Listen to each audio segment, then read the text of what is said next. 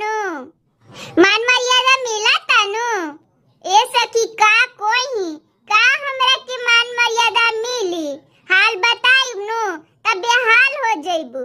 और हीरे दादा ई का कहत रुए सखी, कवन हाल बा तनी सुनावा।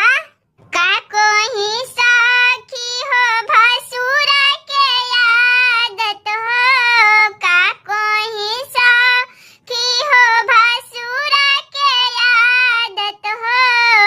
उ त माने नहीं छुआयवरी छूट हो, की आदत उनके खराब लगता। उ त माने नहीं छुआयवरी छूट हो, की आदत उनके खराब लगता। ई कुल बतिया हमें पिया से न कोहिला, ई कुल बतिया हमें पिया से न कोहिला। ना त हो जाई घरवा में मार हो, की आदत उनके खराब लगता। ना त हो जाई घरवा में मार हो, की आदत उनके खराब लगता। का कोई सखी हो भसुर के आदत हो, का कोई सखी हो भसुर के आदत हो। उ त खोखे ना खरस चली आवे हो, की आदत उनके खराब लगता। उ त खोखे ना खरस चली आवे हो, की आदत उनके खराब लगता। ई कुल बतिया हमें पिया से न कोहिला, ई कुल बतिया हम पिया से न कोहिला। हमके घरवा में लगता ते डर हो, की आदत उनके खराब लगता। हमके घरवा में लगता ते डर हो, की आदत उनके खराब लगता। का कोई सखी हो ससुर के आदत हो, का कोई सखी हो ससुर के आदत हो।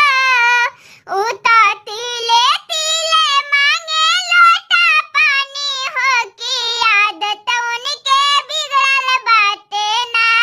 उ त तिले तिले मांगे लोटा पानी हो, की आदत उनके बिगड़ल बाटे ना।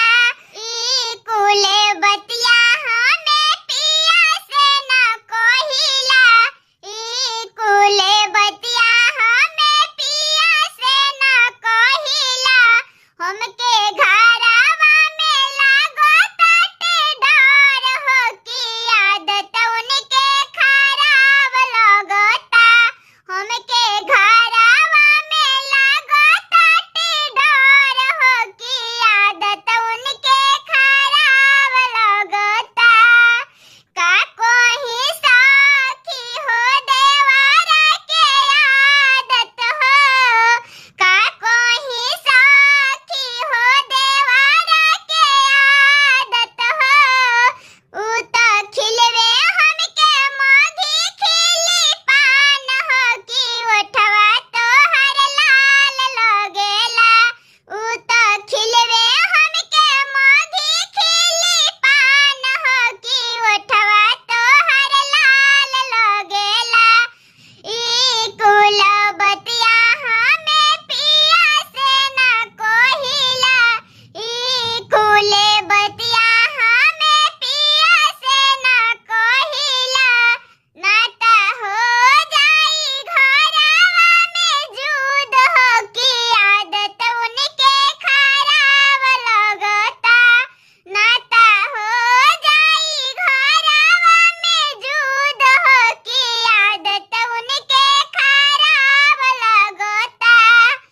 बोलाए राजा जी पानी में चीनी घोर के, बोलाए राजा जी पानी चीनी घोर के। सास लागी साड़ी लइहा ननद लागी चुनारी। सास लागी साड़ी लइहा ननद लागी चुनारी। हमारा लहठी लइहा अपना पसंद से।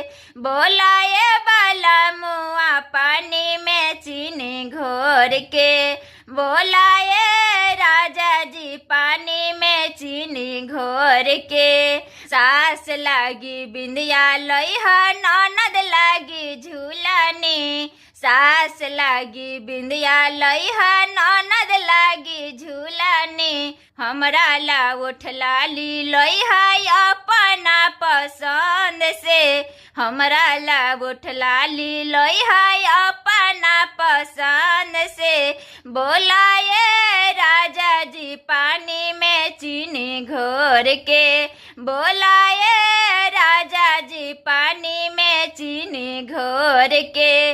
बोलाए करे जाऊ पानी में चीनी घोर के।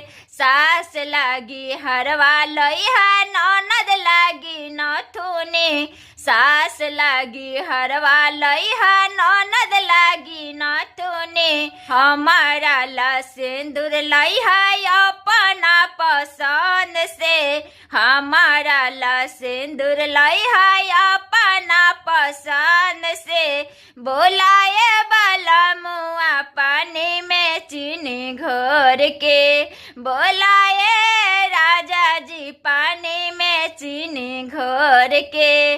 बोलाए करे जाऊ पानी में चीनी घोर के।